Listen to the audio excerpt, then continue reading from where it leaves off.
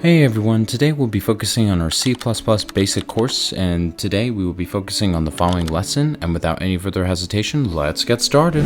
So now we're going to be focusing on floats, and a float in C++ is a fundamental data type used to store single precision floating point numbers, which are typically used for smaller memory applications. These floats are considered numbers with a fractional component such as 3.14 or negative 0.001. Much like in the case of doubles, however, the big difference between the two is that floats are comprised of 4 bytes of memory, or 32 bits, where doubles are considered to be 8 bytes of memory.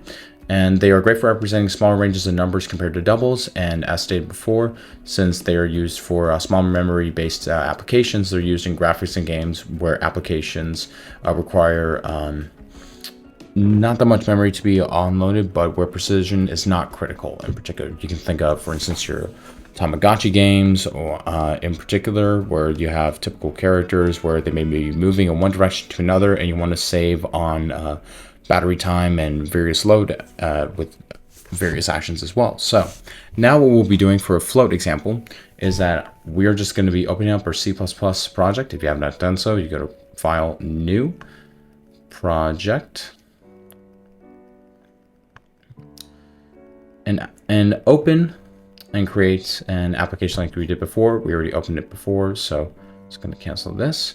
And now we are just going to be writing out our floats in our main function. So before we go and do so, make sure as well to have using namespace std standard library, so that way we don't have to repeat when using std inside of our main function.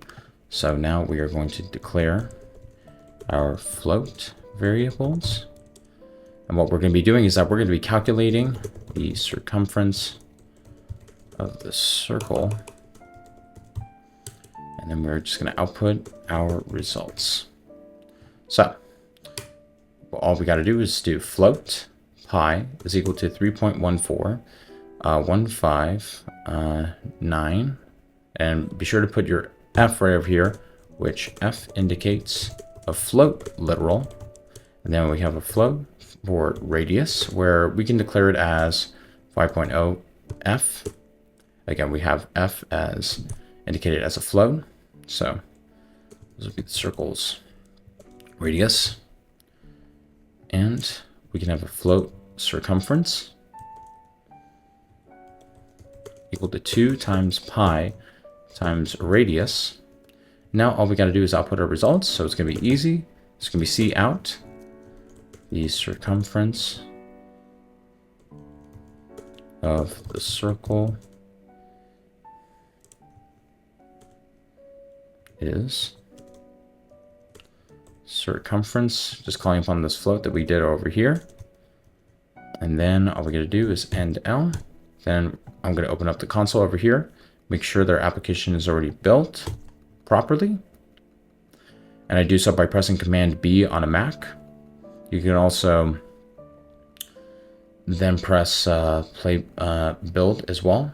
Build succeeded, and it's going to run the calculation. The circumference of the circle is 31.4159, and make sure you have your space as well. We'll run this again. And this is our result for our float. And yeah, so overall, this was a quick exercise for knowing exactly how to create floats in C++. And now we're going to head over and focus on developing longs.